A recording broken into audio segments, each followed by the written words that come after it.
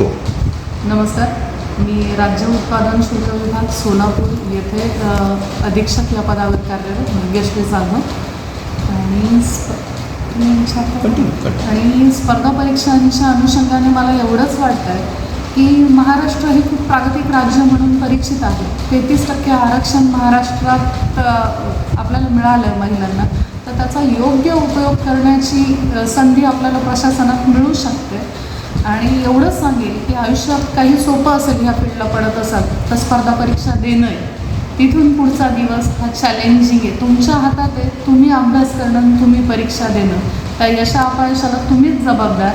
So 100% झोपून देऊन काम केलं तर नक्कीच जमू शकतं. माझं स्वतःचं एका वेळेस 6 ठिकाणी सिलेक्शन होतं, तर त्यावेळेसचं रेकॉर्ड होतं. मला असं वाटतं की हे मला एवढ्यामुळे जमू शकलं की जे मूलभूत विषय आहेत, अंकगणित झालं, बुद्धिमापन झालं, मराठी भाषा किंवा इंग्रजी भाषा, ह्या विषयांवर आपल्याला मिनिमम प्रभुत्व असलं पाहिजे.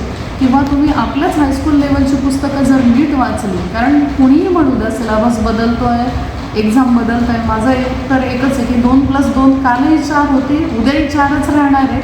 जर तुमचे बेसिक्स क्लिअर असले तर परीक्षा पद्धती कशीही बदलू द्या, सिलेबसही बदलू द्या. आणि आपली ग्रामीण भागातली मुलं ही विशेषतः अंकगणित आणि इंग्रजी या विषयाचा बाऊ करतात. तर माझ्या मते गणित हा स्वतः खूप लिमिटेड विषय आहे. 0 ते 9 याच्या पलीकडे 11वा आकडा गणितात नाही आहे. आणि भागाकार, गुणाकार, बेरीज, वजाबाकी पलीकडे 5वी क्रियाच नाही आहे. या 4 क्रिया हे 10 अंक तुमच्या ताब्यात असले तर स्पर्धा परीक्षा तुमच्यासाठी ओपन आहे. आणि इंग्रजी विषयाविषयी मी एवढंच सांगेन की कोणतीही भाषा चांगली बोलता यायला तुम्हाला 900 ते 1000 शब्द लागतात, असं शास्त्रीय ज्ञान. सो तुम्ही दररोज जरी 5 शब्द शिकले तर तुम्ही 6 महिन्यात कुठलीही भाषा नीट करू शकता. तिच्यावर कोणत्याही विषयावर स्पर्धा परीक्षांमध्ये प्रभुत्व अपेक्षितच नसतं. पण तुम्हाला कोणत्याही विषयाचं वावडं आहे किंवा एखादा विषय येतच नाही, ते 100% चालत नाही. त्याच्यामुळे ह्या परीक्षांवर लक्ष द्या. महाराष्ट्राच्याच द्या असं नाही म्हणणार मी. स्टाफ सिलेक्शनलाही माझं सिलेक्शन होतं. सेंट्रलच्या बऱ्याच एक्झाम्स असतात की ज्याच्याविषयी महाराष्ट्रीयन मुलं माहिती पण नाही आहे. त्यांचे ऑनलाईन 3-3 वर्षाचे शेड्यूल डिक्लेअर्ड असतात, अतिशय चांगल्या पोस्ट असतात.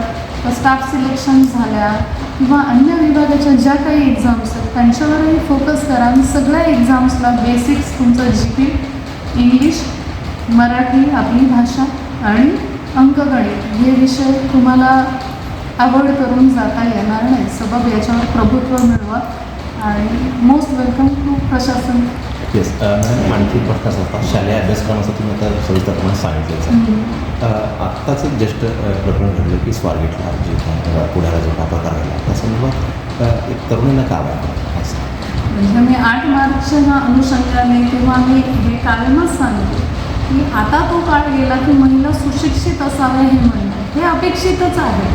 पण सुशिक्षित असल्यामुळे तुम्ही सुरक्षित आहात का हा विषय जास्त गरजेचा आहे. की माझ्या मुलीनेही काय म्हणतात, लहान आहेत की आई डान्स क्लासला टाक. मी तेव्हा सांगितलं जेव्हा तुम्ही कराटे क्लासेसला स्वतःहून जाल आणि ते जमले तर मी पुढे डान्स क्लासेसला टाकली. की बेसिक रिक्वायरमेंट काय आहे आत्ताच्या सोसायटीची हे तुम्ही बघितलं पाहिजे.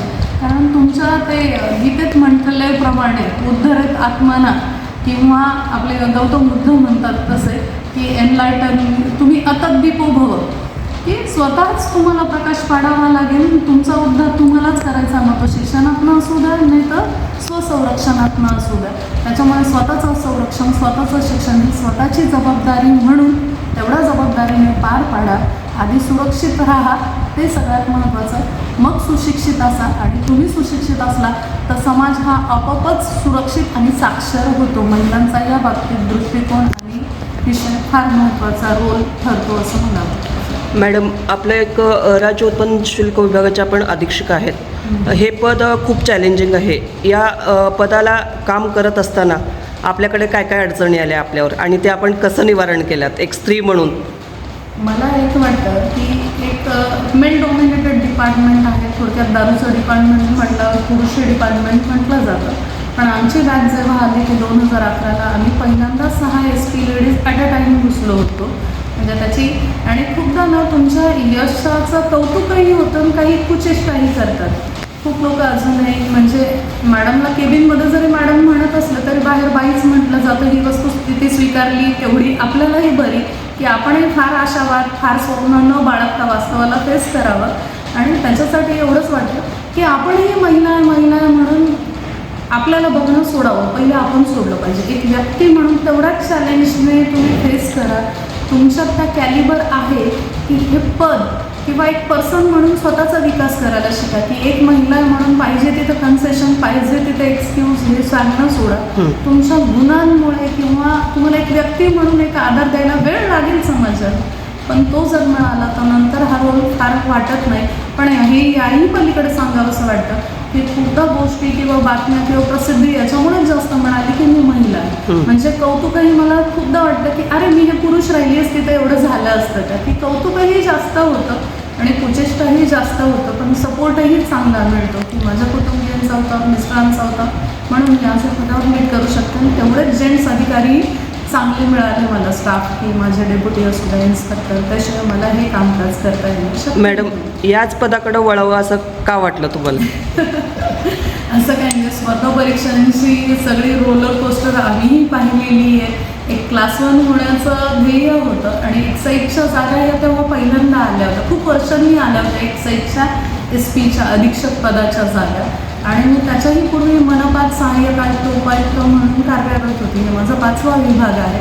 त्या क्लास 1 होण्याचं एक लहानपणापासून स्वप्न होतं की मला सरकारी वाहन आणि बंगला हे सरकारच दिली, याच्यासाठी मला लहानपणापासून नवऱ्याची आवश्यकता नव्हती. म्हणजे मी 4थीलाही आल्यावर किंवा मला पाहायला आलेल्या लोकांनाही मी सांगायची की मला वाहन आणि गाडी, वाहन आणि घर हे सरकार देईल, मला ह्यासाठी नवऱ्याची किंवा कोणाची गरज नाही आहे. म्हणजे हे लहानपणापासून क्लिअर होतं आणि त्याच्यामुळे ते क्लास 1चं हे होतं. आणि त्यात वर्दीविषयी एक चॅलेंजिंग वाटतं, अट्रॅक्शन असतं, एक डिसिप्लिन असतो त्याच्यामुळे. आणि ते नशिबानं ते इच्छा म्हणावी म्हणून ते जोडून आलं योगायोगाने. कारण कुटुंबाची जबाबदारी पार पाडता पाडता या क्षेत्राची जबाबदारी तुम्ही पार पडता. या क्षेत्राकडे कसा एक महिला म्हणून कसं पाहता?